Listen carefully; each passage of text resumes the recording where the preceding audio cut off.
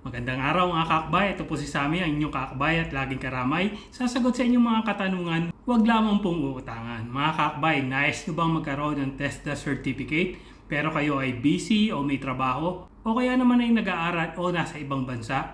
Maaari pa rin kayong magkaroon ng TESDA certificate through online. Libre po ito, wala po kayong kailangang bayaran at ang kagandahan dito ay hawak nyo ang inyong oras. Pwede kayong mag-aral sa gabi, Sabado, Biyernes o anumang libreng oras na meron kayo dahil kailangan nyo lang aralin ang kanilang module at sagutin ito after nyo mapag-aralan.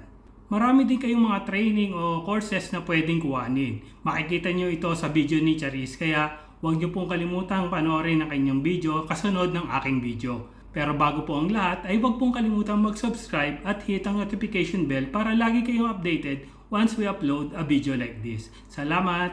Hello mga kaakbay! Welcome back to my channel. This is Charis, ang inyong kaakbay at laging karamay. Sasagot sa inyong katanungan, wag lang pong uutangan. So dahil sa patuloy naming pagre-research ng mga bagay na makakatulong po sa mga OFWs, ito po online courses po sa TESDA na maaari nyong kunin, pandagdag kaalaman lamang po kung sakaling maisipan ninyong umuwi sa Pilipinas, magsimula ng negosyo or lumipat po ng ibang linya ng trabaho. Gusto nyo bang kumuha ng libreng kurso sa automotive, agriculture, bread and pastry production, meron din po housekeeping, massage therapy, or barangay health services. And kung gusto nyong madagdagan ng inyong kaalaman sa paggawa ng aircon.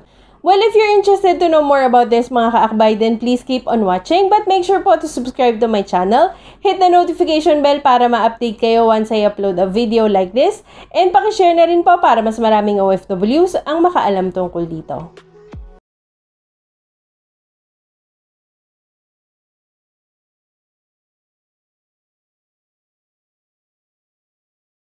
Ayun mga kaakbay, pandagdag kaalaman po itong ino-offer sa atin ng TESDA. Online courses lamang po kung saan bibigyan ka ng certification after mo po matapos ang course.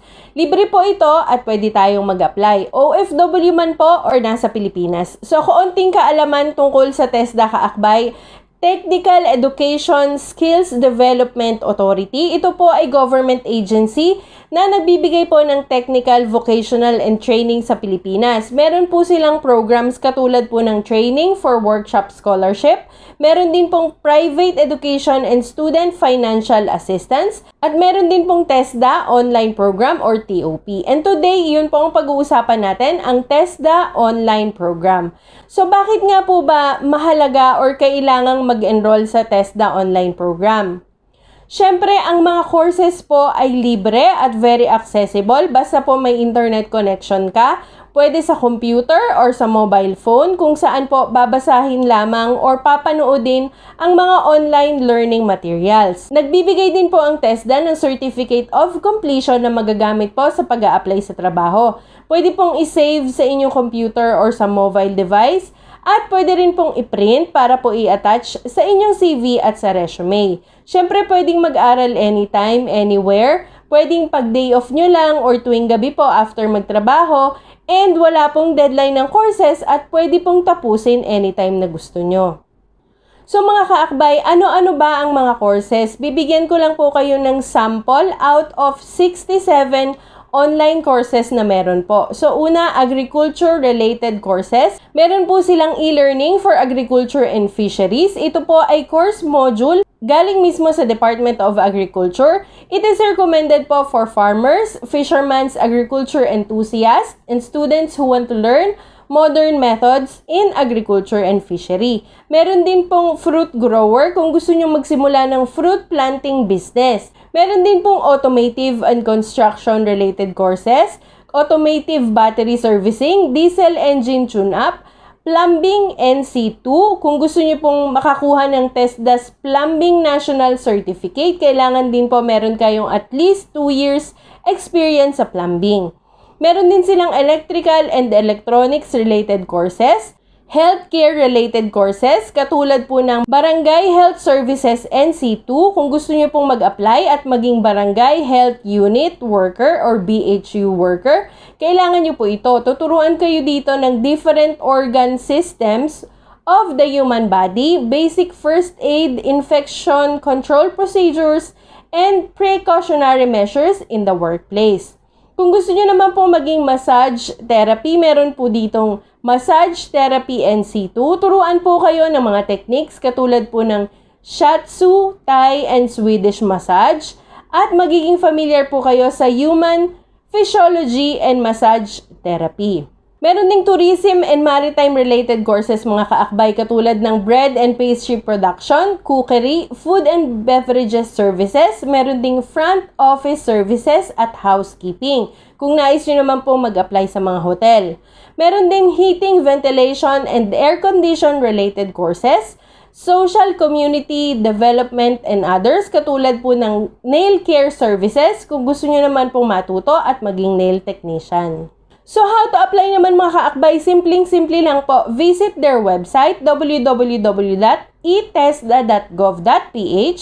Magkikreate lang po kayo ng account. Fill up lang po the information. Importante, syempre meron kayong email account. Then mag-iintay lang po kayo ng confirmation sa email. And then pag na-receive nyo na po yung confirmation, i-click lang po ito at automatically registered na po kayo at pwede na kayong mamili ng online course na gusto nyong pag-aralan. So at the end of this video mga kaakbay, isisingit ko ang video ng TESDA. Pakipanood lang po dahil maganda po ito and comment down below mga kaakbay if interesado po kayong mag-feature ako ng mas detalyadong online courses na gusto nyo. And for more details mga kaakbay, please stay in touch sa TESDA online program. You can visit www.tesda.gov.ph. Pwede po kayong tumawag sa 02-8887-7777 or mag-email po sa tesdaonlineprogram@tesda.gov.ph. So there you have it mga kaakbay. I hope may bagong impormasyon na naman akong naibigay sa inyo. Maraming salamat po for watching. Please subscribe po if you haven't already and hit the notification bell para po ma-update kayo once I upload a video like this. And pakishare na rin mga kaakbay para mas maraming OFWs ang makaalam tungkol dito. Thank you so much. God bless, keep safe, and I'll see you on my next video. Bye! Ayon sa Philippine Statistics Authority, tinatayang nasa 10% o 3.8 na milyong mga kabataang edad 6 hanggang 24 na taong gulang na Pilipino ay hindi nakakapag-aral. 5.3% naman o nasa 5.4 million na mga Pilipino ang unemployed o walang trabaho. Samantala nasa 46% naman ngayong 2018 mula sa 44% noong isang taon ang mga Pinoy na nagsasabing nabibilang sila sa grupo ng mga mahihirap. Solusyon? Ang TESDA Online Program o TOP ay nagbibigay ng libreng pagsasanay kailanman, saan mang panig ng mundo. Basta konektado ka sa internet, gamit ang phone, tablet o desktop, pwedeng-pwede ka nang mag-training.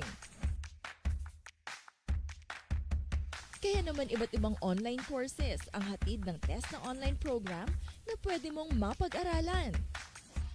Paano mag-register sa TESDA Online Program? I-type sa webpage address bar ng inyong mobile phone, laptop, o desktop computer ang www.it-tesda.gov.ph. Sagutan ang new account form. Siguraduhin tama at gumagana ang email address na iyong gagamitin sa pagre-register.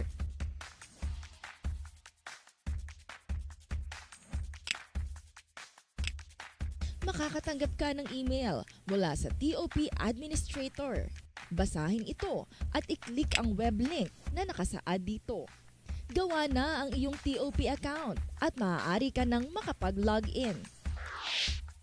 Pumili ng kurso na nais mong pag-aralan. Ang bawat estudyante o trainee na makakatapos ng kahit anong kurso sa TESDA Online Program ay maaaring makapag-request ng proof of online training sa eTESDA PMU office. Ngunit hindi ito nag-i-issue ng anumang training certificate. Layo nito na matulungan ng bawat Pilipino na mapahusay ang kanilang skills o kakayanan upang magkaroon ng disenteng trabaho na magpapalago ng kanilang buhay. Ang pangarap mong matuto at madagdagan ang kaalaman sa libre at mas epektibong paraan ay posible na ngayon sa TESDA online program. Sa mga panahon ngayon, hindi na sapat ang may pinag-aaral lang. Kailangan ay meron din tayong mga skills at karagdagang kaalaman para makahanap ng magandang trabaho o kaya makapag-umpisa ng patok na negosyo. Ang maghangad ng magandang buhay ay karapatan nating lahat. Ako pa'y nagsasabing magsanay, maghanap buhay, magtagumpay. Ang inyong lingkod po, si Jean Mamunjo ng TESDA. Kaya ano pang hinihintay nyo? Register na!